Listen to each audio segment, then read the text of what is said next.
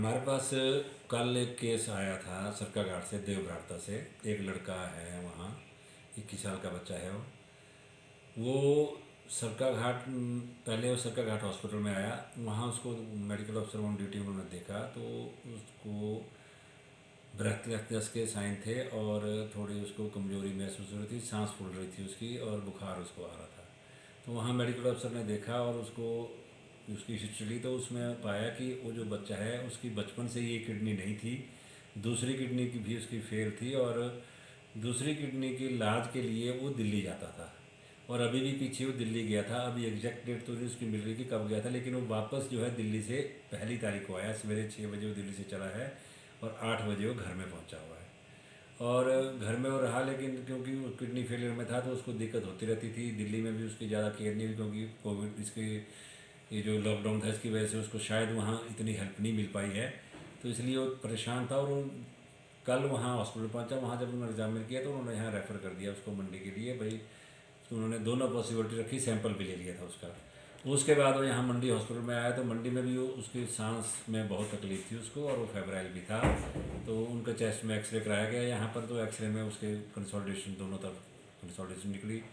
तो इन्होंने भी जब देखा तो इनको सस्पेक्ट किया कि ये हो सकता है कि इसमें कहीं कोरोना पॉजिटिव ना हो, तो इसको परे हमारे कोविड हॉस्पिटल जो नेर चौक मेडिकल कॉलेज है वहाँ इसको रेफ़र कर दिया। वहाँ रेफ़र करने के बाद इसको वहाँ भी देखा उन्होंने, मेडिकल अफसरों ने वहाँ देखा ऑन ड्यूटी जो थे, और उनको भी इसकी कंडीशन ठीक नहीं लगी और उन्होंने ये सोचा कि हो सकता है पॉजिटिव भी हो, लेकिन क्योंकि इसकी किडनी नहीं थी, डायलिसिस ये कराता था तो इसको डायलिसिस की बहुत ज़रूरत थी।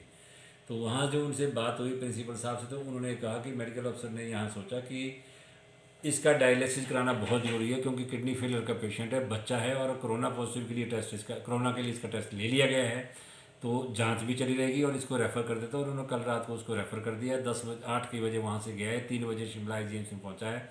वहाँ उन्होंने इसको चेक किया और जो MS से शिमला में बात हुई उन्होंने मुझे बताया कि हमने उनकी कंडीशन, बच्चे की कंडीशन देख के मेडिकल अफसर ने वहाँ भी उसका कोरोना टेस्ट के लिए सैंपल ले लिया था और वो मेडिकल कॉलेज शिमला में भी उन्होंने टेस्ट लगा दिया था।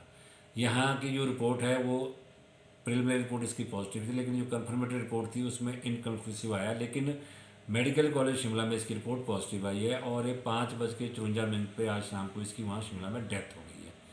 तो ये इसकी ये है। और अब हम इसके कंटेक्ट ट्रेसिंग इसके घर की कर रहे हैं। हमने BMO संधोल को बता दिया है, उन्होंने वहाँ से आशा वर्कर और हेल्थ वर्कर जो है इसके घर में भेज दी है।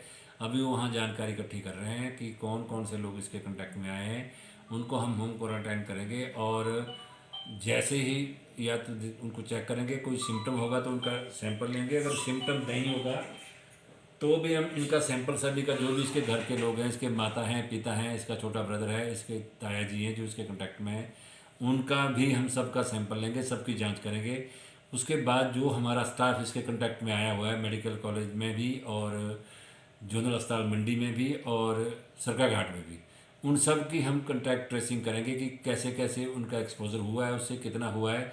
अगर इस तरह का कोई हुआ है तो उनकी भी जांच की जाएगी और उनके लिए टेस्ट की ज़रूरत होगी, उनकी सबकी हम टेस्ट करवाएंगे।